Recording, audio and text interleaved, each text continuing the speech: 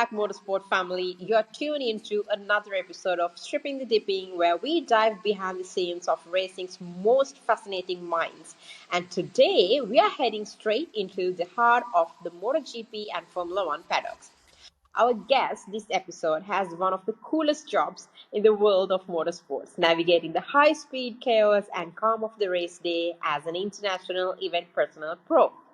From organizing the flow of the paddock to ensuring everything runs like clockwork for some of the world's biggest racing series, she's the calm in the storm and the smile behind the scenes, even though she's losing her calmness.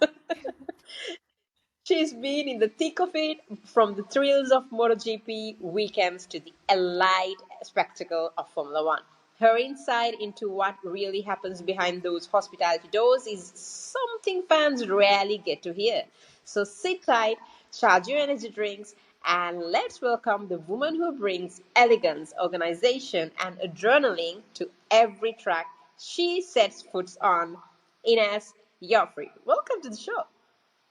Thank you so much for having me, and thank you for the introduction. So, first, I'm going to ask you this question. Who is Inés Yofre? So, Inés Yofre is a girl that grew up in Argentina, and then she moved to the US, had the opportunity to, go to college there, open her mind to new experiences, and then got the opportunity to kind of start a job there. And thankfully it was within F1. I was very happy about that, lifelong dream of mine. And now working every day through different aspects of it and enjoying the experience. So, since you mentioned Formula One, let me ask you this question. You Yes. worked across, of course, two of the most iconic global racing series, two wheels from MotoGP and four wheels from Formula One. What first attracted you to the fast paced world of motorsports, and how did your journey into event sales and fan experiences actually begin? Yeah, so I watched Formula One growing up with my dad. Like, I remember Sundays, just like getting in the couch with all the family and kind of watching the races. And then as I got a little bit older, I started getting more serious into field hockey. So my weekends were kind of filled with that. So kind of got brushed away. And then when I was in college, actually in the US, I got injured. So my career kind of came to an unexpected end, and I needed to find a sport where it wasn't extremely like demanding on me, that I could kind of like enjoy. I thought maybe tennis, pickleball, and then one weekend I was at my parents' house. They were watching Formula One, and then kind of watching it again and getting back into it, I felt the same feeling when the race was starting and like just watching the cars, as if I was walking into a field hockey field and I was about to like play a game. So I was like, oh wait, this might be like where I found that like exciting thriller and like those emotions I felt while I was playing in a sport where I get to like watch and enjoy, as stressful as it might get and everything. It was like really cool. And then once I kind of got back into it, I was like, okay, this is where I want to work. I want to experience that world from a different perspective, not necessarily as a fan. And I was lucky enough to kind of like come across a job in a company that does MotoGP F1. So I applied, got the interview, and then kind of like went pretty fast from there. But it's still like, I still sometimes like don't believe it. Here we are, right? Living the dream. Yeah. Yeah, So, I give us mean, a telling brief. people 5 years, oh, sorry, I was gonna say like 5 years ago or even longer, I would tell people like, oh yeah, I wanna work in F1, and people would like laugh at my face, like, why is a girl, like, what do you know about F1? And now it's like, it's changed. It's like, oh my gosh, you work for F1. So that's also cool to see. Oh, I understand that feeling definitely. Being a woman, a lot of work, and then they're like, "What do you know about cars? What do you know about Formula One?" And Yeah, so that's exactly. definitely. Yeah. So, Ines, give us a glimpse behind the curtain. What's it really like working as an event personnel for Formula One MotoGP? What does a race weekend look like for you from setup to checkered flag? Because for us as fans, as you also know, we just sit in front of the camera from the TV and then we just watch it. Or we'll be at a grandstand or a premier grandstand and we'll be watching the race and then, criticizing or crying or laughing, all the stuff, the whole emotional mix will be going through that, and then that's it. But for you, as a person who's actually working, it's totally different. Yeah, so usually as a sales rep, I'm kind of working the whole year in like helping clients buy for the first time, repurchasing, looking at new tracks. So kind of like throughout the whole year, it gets like that. In the sales side, as we get closer to the event, just like checking back in with customers, seeing if they have gotten their tickets, their credentials, if they need anything, do they need parking, like any kind of information they might need. And then when I get the opportunity to go on site, we usually get there like Monday or Tuesday of that week, so our week starts pretty early. Usually first day is going on track, looking at the spaces we have, doing walkthroughs of like, we offer experiences obviously, so we kind of have to like, okay, we thought about this in our head with Google Maps, how do we apply it in person, finding different routes, and then I usually on Thursday get the opportunity to go to our hospitality spaces, play around with the tables. Do we have enough? Do we need to get rid of some to get more space? What are we missing? If we're in Paddock Club, making sure that everything in the walls look good, especially when we do like team suites. And then usually Thursday afternoon we get into like our fan activities. And that's where it like actually starts because we're customer facing. So making sure they have a good time, they enjoy the experiences we give them. And usually they go really well. They really enjoy getting to do like a pit lane walk and the track tours. And it's really cool also getting to meet your clients. That's like an amazing experience. And then once Friday hits, early morning, getting to the track before everyone else does, last minute like changes or like details that we need to like get ready. And as people start showing up, usually Friday is the craziest day, I would say, because everyone's new. So people might not know where to go, where things are, like what do they have with their package, or like different experiences they can do. So usually Friday is a little bit chaotic, if you want to call it like that, but it's really cool seeing people. And then Saturday, it runs a little smoother. Same early morning, but then you get like qualifying, so people are really excited about that. And then Sunday, it's like, okay, almost wrapped up with the day, so as the race starts, we are already starting to think like, okay, freight, what do we need to pack? What is the contractor packing up? Where do we need to get the boxes? Where's the storage room? So then it gets a little bit more like crazier again, because we have to plan everything again. But it's very cool to like, even if it's stressful at sometimes, it's like, okay, I'm stressed, but it's for a good reason. So you spoke about the fan experience and what the customers are expecting and how the crazy days are going around and all that. So you're at the heart of shaping once in a lifetime experiences for motorsport fans at most of the time. How have expectations changed over the last few years, and what are fans asking for more than ever before? Yeah, I think that in the past, and I think throughout like life, a couple of years ago, you wanted to go to a Formula One race. The only option you had was to just get a regular ticket to the race, and that was all you could get. And I think throughout the years, and as Formula One, obviously, it was a very popular sport back in the day, kind of died down, and then it's huge again. People wanted those extra experiences. The opportunity to, have a pit lane walk, be in the paddock, maybe instead of being in a grandstand, being in a room with air conditioning. So I think that's how we came into it. People just want experiences. you obviously have people who still just want the regular tickets, but I think people are asking for these experiences. They want to get more involved. They kind of want to get that behind the scenes experience through us. So, yeah, I think that's the biggest change. I've only been working here for a little bit less of 2 years, but I can just tell the difference because we're offering in more and more sports, so you can see it kind of like everywhere.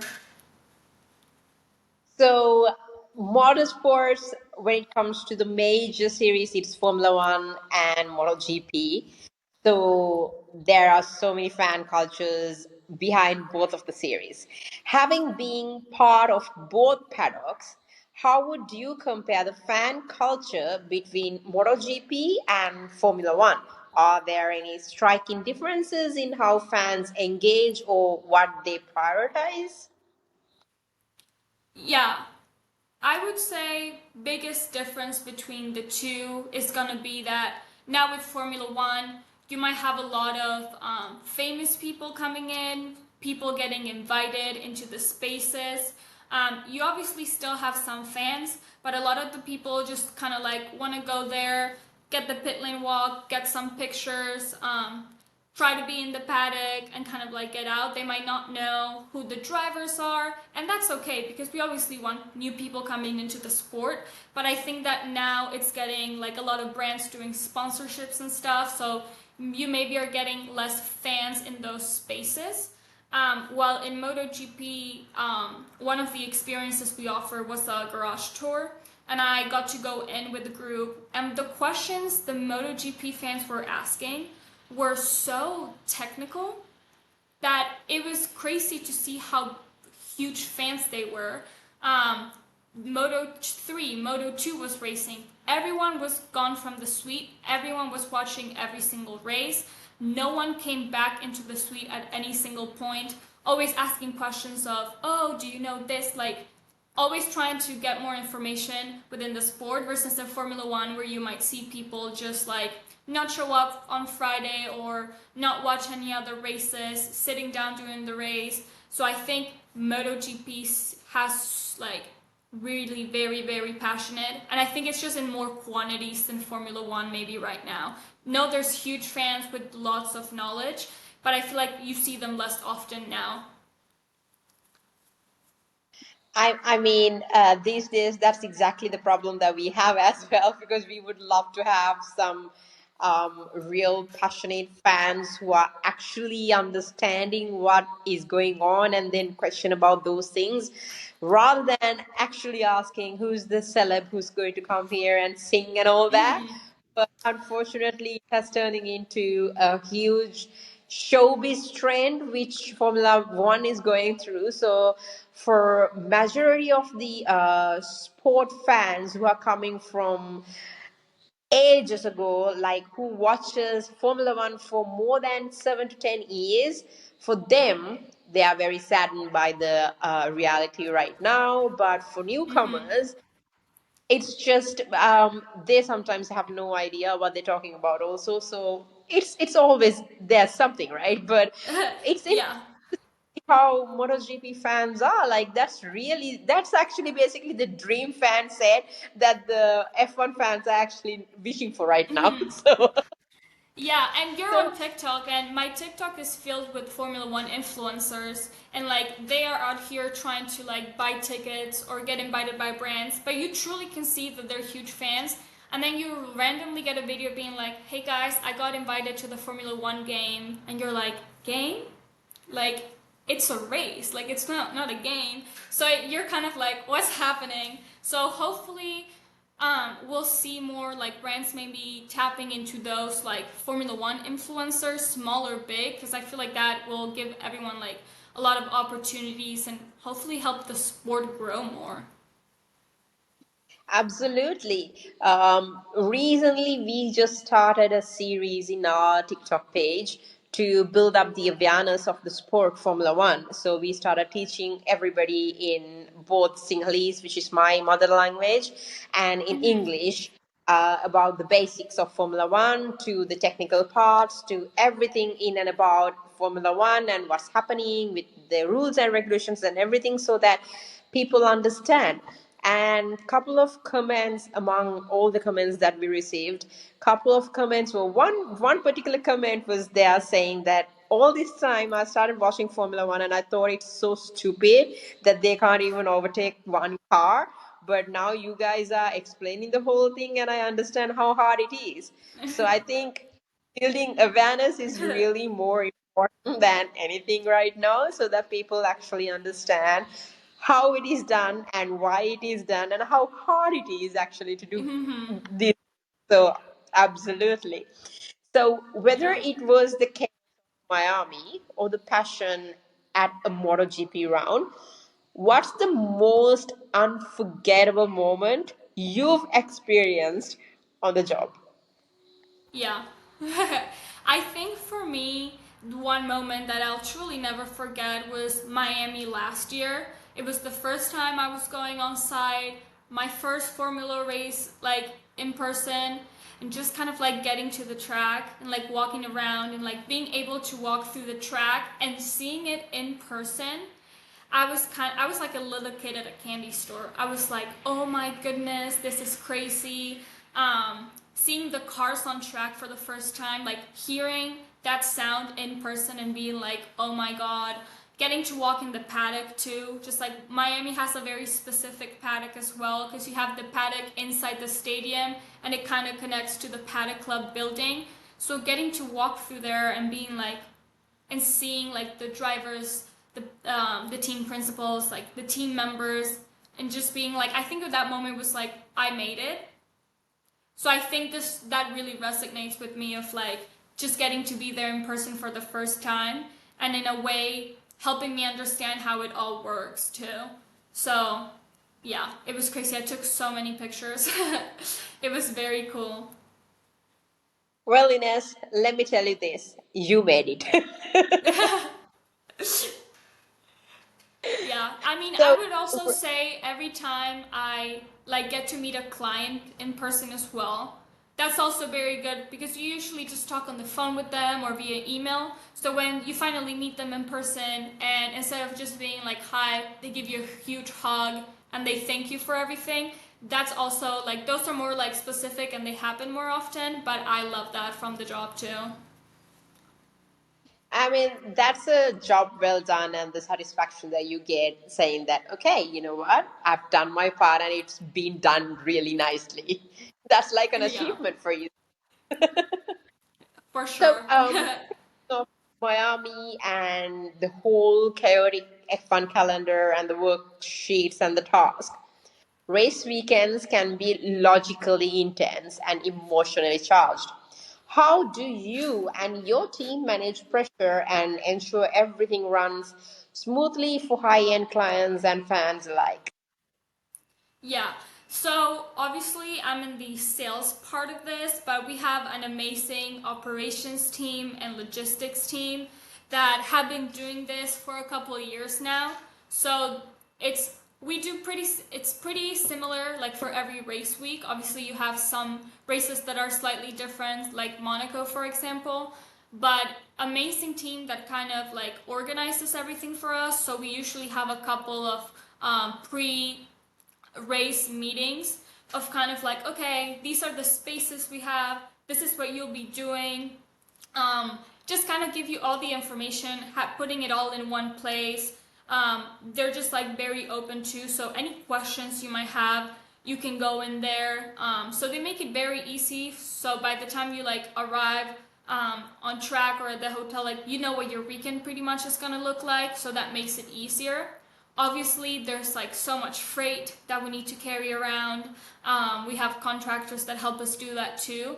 But I think we have a good team that is able to like lead us weekend through weekend, organizing everything and just being like, this is the information. If you have any questions, let us know. So we're not like overwhelmed with anything. But it's a lot of planning and especially like ticket delivery, credentials. I don't think people understand how much goes into that and how intertwined it is. So, yeah, we have really good people that helps us do that, so it makes also like our jobs easier on site.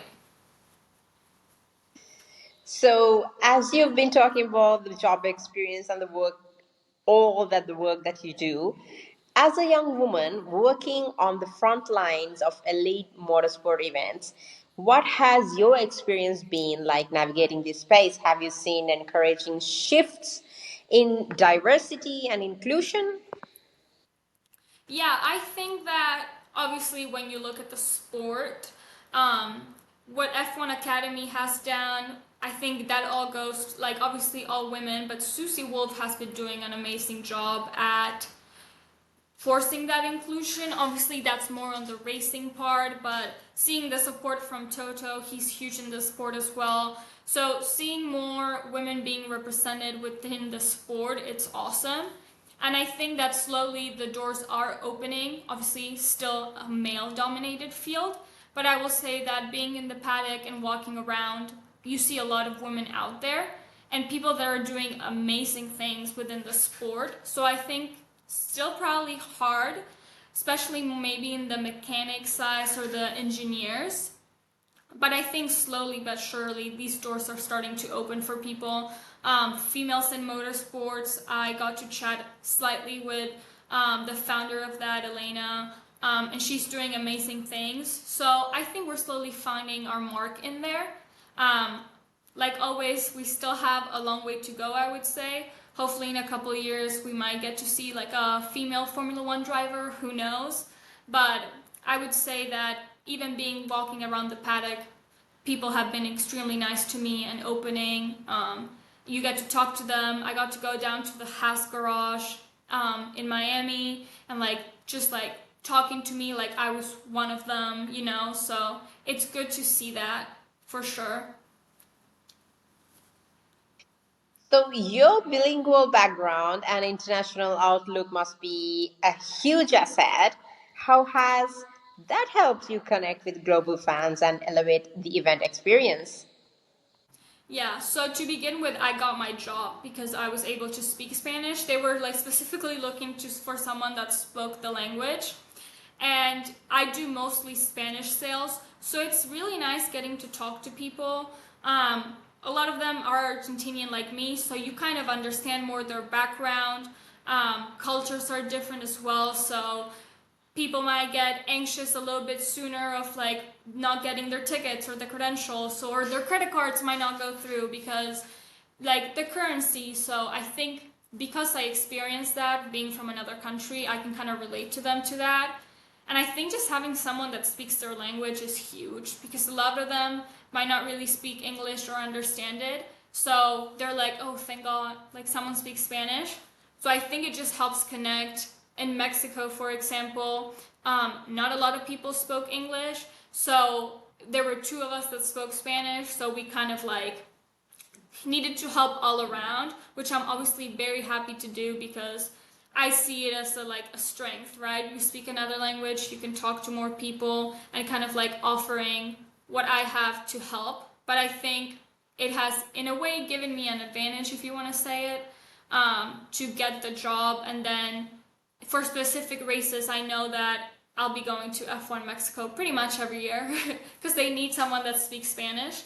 So, but connecting with guests definitely helps because even if they're not my clients and they have a question, I'm there to help or answer whatever they might need, and you understand their culture a little bit better as well. So, you've already ticked off MotoGP and you've already ticked off F1. What's next on your motorsport bucket list? Are there any events or roles you aspire to take on in the future? So I've been to a couple, well, to two Formula One races, Mexico and Miami, but I'm actually heading out to Monaco next week. My boyfriend also works in the sport, so he got assigned to go work, and I'm going as a guest for the first time. So I think that's gonna be a huge moment because we know, although Monaco might not be the most fun race, most iconic, I think it's like a very good race that shows like how good of a driver you are because if you're an inch of like to the wall, you're crashing. So I'm very excited for that. I would love to go to IndyCar. I feel like that's also on my bucket list. Maybe Formula E. just to get an understanding of that sport a little more, especially with Formula One having all the changes coming. But I think any opportunity that might arise, like, sign me up, I'm in. Because there's a lot of things changing, so, but I would say Monaco right now is my number one. There's a lot of things that even Formula One has adapted from Formula E, so there will be definitely things that you can learn from Formula E a lot. Yeah. I've spoken to a couple of people who's been working in Formula E, so it's quite different when it comes to Yeah. Formula One and Formula E. And some of the technological sides, usually what has happened is they've taken from Formula E and they have managed to put it inside Formula One also. For an example, the helmet camera that comes for Formula One drivers, it started from Formula E. So there are changes like that as well. So it's going to be very interesting, yes, for you. And since you've been living in US, you know the whole IndyCar vibe the Americans have. So it's one of the different series as well in the world. So I hope that you actually go and watch IndyCars when they go for the oval stadium to do the racing, where because it's a little bit different than street races or other Yeah. any other races. So it's going to be a different experience for you as well. And we will get to see you watch all those things on on media. So speaking of which, what sort of advice would you give for whoever is actually into the industry to work in motorsport industry, but from the sales and events side? Yeah, I think I always say, like, I was lucky to apply to the job and be available at the right time, because a lot of it's that, sadly. But I would say, like, reach out to people on LinkedIn. You'll be surprised how many people are willing to, like, hop on a quick call with you. Obviously, everything has to be done with respect. Like, don't harass people, but connecting with people, creating those connections. If you get the opportunity to go to a race, seeing like who you can talk to, just like slowly start it from there. Because I think of me myself like going to my first Miami race and not knowing anyone, and then kind of coming back this year being like, okay, I feel a little bit more comfortable. Still don't know a lot of people. Like, I'm very, very new, especially not being on site all the time. But people are very open, so growing that, not giving up. It's hard, especially because most of the jobs are located in the UK. You need a UK working visa. So there's a lot of things, but I would say keep fighting, don't give up. If anyone can help, like, reach out to people, and hopefully everyone that wants to make it will hopefully like get an opportunity in some way to experience something. I So think we've that's the been biggest thing. Yeah. So we've been done talking about all these big, serious questions, and we are jumping into straight away the fun questions. I have a Perfect. couple of rapid fire questions that I'm going to ask you. The Perfect. first question that I'm going to ask you is, if you were a sandwich, what would be in it, and what would you name it?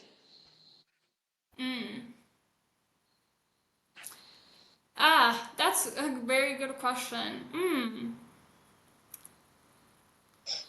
I I feel mean, like I that's would want to maybe that's something actually like though. yeah. If I had a fan base, I don't know. Maybe like, because my name doesn't really go with anything. It's something with probably like because you have all the Carbano, like all the good like driver combinations out there. I don't know if I would have anything cool with my name, but maybe something that was a little bit like broader, so it wasn't as necessarily specific to a sport, where some motorsports, something like that, where I can kind of talk about a bunch of different things without labeling myself. I would have to like probably put it on ChatGPT, put my name and a couple of different things that like identify me and see what options it gives me. I'm really, really bad at coming up with like these kinds of things. Just to say that we are not actually sponsored by ChatGPT, but I would rather take that sponsorship anyways. Yeah, because I'm like literally like Inés racing with the nest, and I'm like, that is so boring. Like, what is this? Maybe How do you ChatGPT can give feel me about? just like a little. I mean, how do you feel about having a Argentinian driver now in the paddock? It's amazing.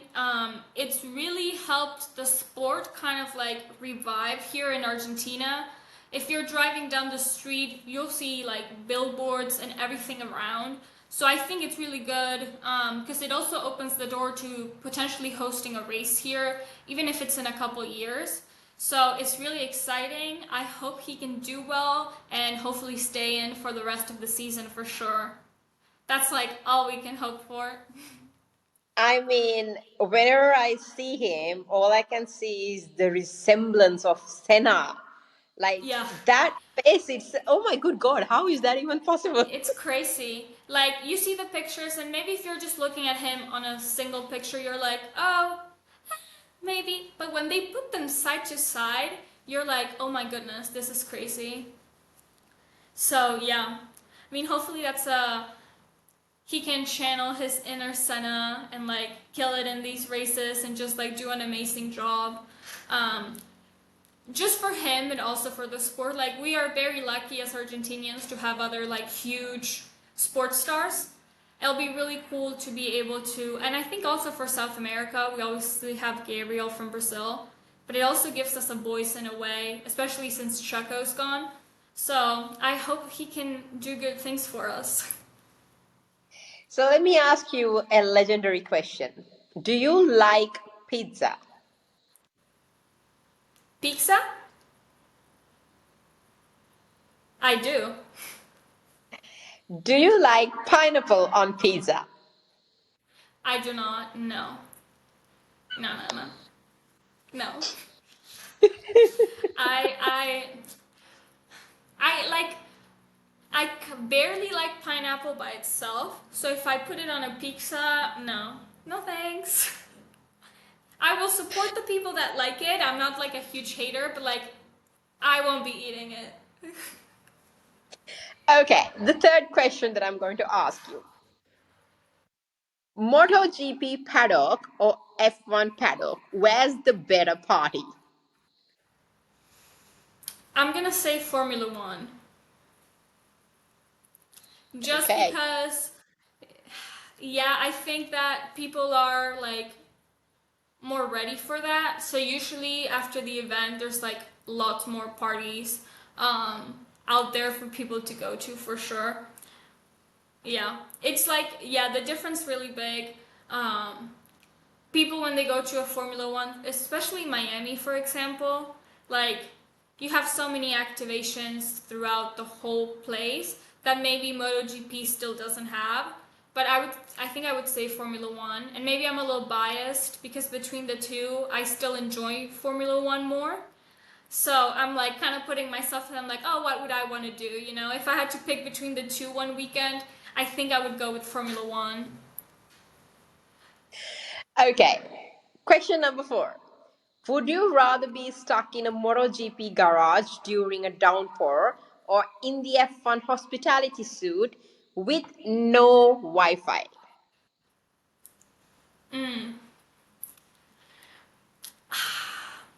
It's tough because the MotoGP garage is really cool, but it's very small. And if I'm thinking that everyone else is gonna be in there, maybe I would go with the F1 like hospitality. And even if I have no Wi-Fi, there'll hopefully be someone that I can talk to and like have some fun. You know, when it rains in Formula One and the race gets postponed and they're showing like people playing soccer, people taking naps, people dancing. So I think maybe that could be a little bit of fun to like experience that in person. Okay, here's another question for you then. The fifth question.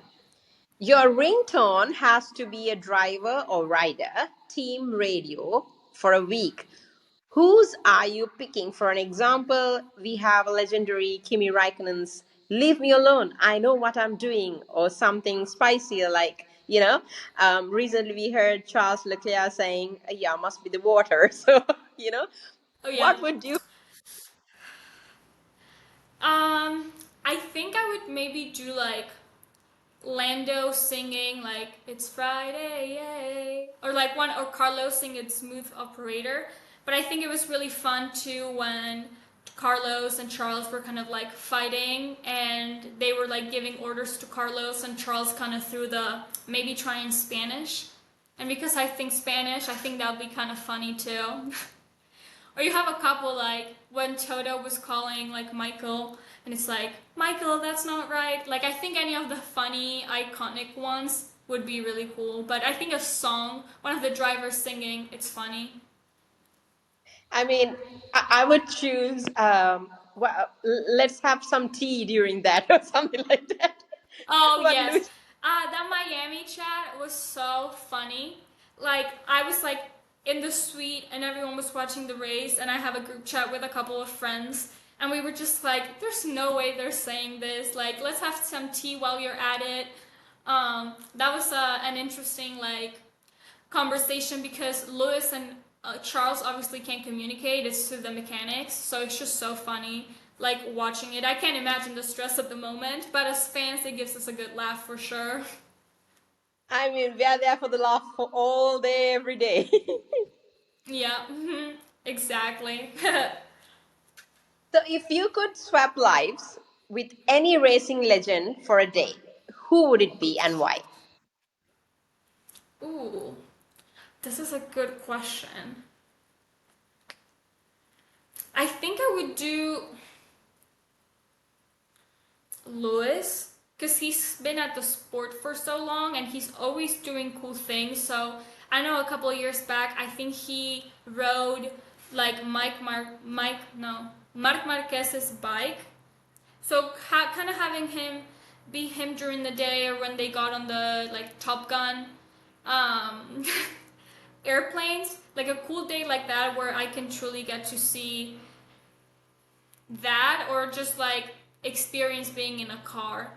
And I pick Lewis because he's one of my favorite drivers, and I feel like he does so much for the sport too. So I think it'll be cool to like see that, being like experience, like know what you're talking about, feeling comfortable in like the engineering meetings and all of that. Or maybe, or then if it wasn't a driver necessarily, I think it would be cool to be in Susie Wolf's shoes just to see how F1 Academy works and getting like that inside scoop to that. I know we have the Netflix show, but I think it would be really cool to be her as well. Have you ever had the chance to meet Louis in person and talk to him? I have not. I've seen him a couple times in the paddock. Usually he's like in his scooter. My boyfriend gave me a little gift that it's like part of Lewis. I think it's like the 2018 car, so that was a really cool Christmas gift. Have not had the opportunity, like mostly talk to maybe mechanics. Got to say hi to Esteban and Ollie at the Haas suite, but while I'm there, we're like working, so we're not necessarily allowed to go out there, especially when we're in uniform. But I think just being able to just like walk past by them is crazy. Especially in the paddock, you have so many famous people too. So it's just cool to like see it. I saw Charles Leo. Like I was just walking into the paddock to get some food, and then like Leo was just walking next to me, and I was like, oh my gosh, the dog. He was so cute. So it's just cool being able to see everything that's online on there. Well, I hope that you get to talk to Louis sooner than later Me too. and Me too. get a Please. some sort of signature on the car, model car, or something that will last forever with you. For sure. I hope so. It'll be so. I think I would like freeze. I wouldn't know what to say to him. So, let me ask you a question which is related to hospitality and stuff. What's worse, spilling espresso in hospitality lounge or accidentally sitting in a VIP guest seat? Ooh, I think spilling the espresso. Because usually if you're sitting somewhere, you can kind of like, I feel like you can kind of play it off like, oh, I was just trying to look at the view you have from here to the stage. But spilling an espresso on someone, I would feel the need to like go buy them like a shirt or something for them to be able to change you, and I think I would be embarrassed the rest of the day and probably not help anymore, be like, I'm not touching anything. Yeah, too much hassle, isn't it? Yeah. Yeah, but thankfully we have a lot of like amazing people that can do that. And I think people would be fine at the end of the day, but I think like I'm a person that gets embarrassed pretty easily, so I feel like I would just be like, where can I hide? Okay, so the last question that I'm going to ask you for today. We have Drive to Survive from Netflix, which is a scripted series, and then we have F1 Academy, and then they brought this story, The Seat, about Kimi Antonelli and all that. If MotoGP made a reality TV show about its staff and the riders and drivers and everything, what would the title be? I think that they could, if they want to kind of go with similar to like Drive to Survive, I feel like they could do Ride to Survive, which is like very similar in name. But I think they would have to do something with the word like ride or rider, because that's what they like to be called, not drivers, riders. So Ride to Survive. Again, really bad with coming up with these titles, but I mean, the F1 Academy is F1 Academy. Like, riding for MotoGP, I don't know. It's like they're Yeah, so basic, but I'm not creative in that sense. But I think definitely something with ride or rider for MotoGP. And I think I'm they could even do something general to add some like Moto 2 or Moto 3 as well to the storyline. Well, in your defense, ma'am, I'm pretty sure they also ran out of creativity and then they came up with just F1 Academy and Okay. NASCAR, so can't blame it. Yeah, because you have like full swing for tennis or maybe for golf. Yeah, full swing for golf, match point for tennis. So it's like riding for pole position. I don't know, that might be too long. But something along those lines for sure. Maybe they'll put something on ChatGPT and get some ideas as well. AI at your service, sir. Yeah, hopefully they And come up with one. I think it'll be good to grow the sport as well. well, it's been a pleasure, and just like that, last lap overtakes. This episode came and went in a flash. A huge thank you for you, Ines, for giving us a peek into the world behind the world class racing spectacle, where the whole sales team meets adrenaline and passion meets precision. From MotoGP magic to Formula One fairness, it's clear your role is the unsung basic engine behind the racing circus. So before we say goodbye to you, do let us know your social handles so everybody can follow you Oh, up and your whole update and all that and contact you as well. yeah, so my Instagram is just my name, Inés Yofre. It's private, but I think you can still follow me and then I'll accept you. And then if anyone wants to go to a race or anything, you can also just send me a request on there. My email is also my last name, Yofre, at f1experiences.com. So if I can help with anything, you guys can also shoot me an email over there. Well, Thank you so thank much you for so much having for. me. No, thank you so much for Well, having it me. was This was my so pleasure. much fun.